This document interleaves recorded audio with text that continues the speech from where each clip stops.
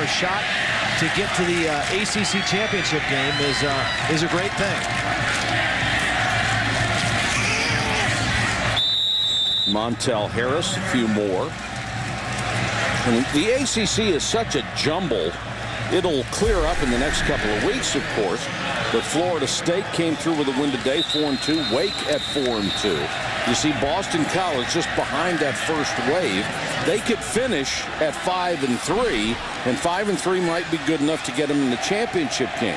And the other division, same thing. 5-3 might be good enough to get you in the championship game.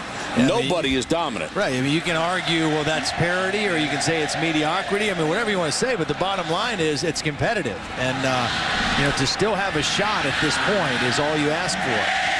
But if you get to a BCS bowl game, you know, the alumni and, you know, the people that cash the check here at Boston College University aren't going to care how you got there.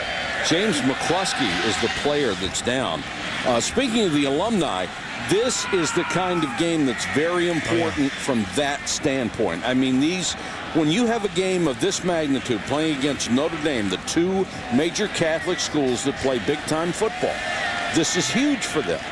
Absolutely huge. Yeah, it really is. I mean, and I think, quite honestly, that for the Boston College fans, there's probably a little bit of a chip on the shoulder, a little bit of a feeling like we're the little brother. Yeah. And, you know, Notre Dame has probably got the reputation and the bigger following. But, you know, for Boston College, as you see the trophy that they're playing for, the Frank Leahy Bowl, you know, this makes 6 in a row. Yeah, little brother is beating up on the big kid. And it evens up the series at 9 apiece. So, I mean, it's been a competitive series. Unfortunately, I think it's going away. They've got 2 more years to play. They will talk about renewing. Yeah. I think they have one. The paperwork hasn't been signed in like 2018, 2019. Tentatively talking about that. Then with the extra game that they have added, so there's a 12-game regular season, there is a chance.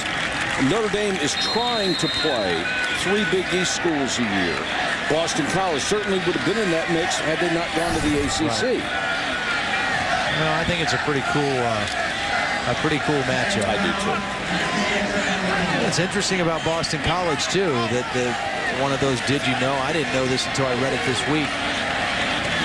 And it looks like they're going to extend this streak, but they have the longest current active win streak against non-conference opponents of anybody in the country. It will go to 21 with this win tonight. The last non-conference game that they lost here was in 2004. They lost to Wake Forest 17-14. At that time, BC was a Big East team, and they lost to the ACC Wake Forest team. But this would be 21 non-conference wins in a row, the best in the nation. And a big win tonight for Jeff Jagodzinski. About as much fun to be around as you can find in college football. Yeah. He's just a super guy.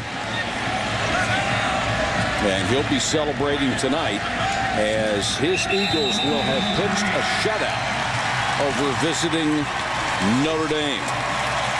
This week on Monday Night Football, new head coach Mike Singletary trying to help San Francisco turn it around. They have to face Kurt Warner, Larry Fitzgerald, and the high-powered offense now possessed by the Arizona Cardinals. It's Monday Night Football on ESPN at 8:30. Our coverage starts at 7 Eastern with Monday Night Countdown delivered by UPS.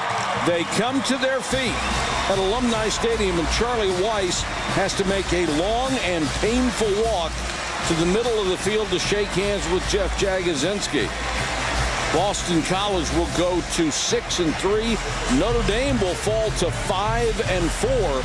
They are still not bowl eligible this year after a 3-9 disaster in 2007.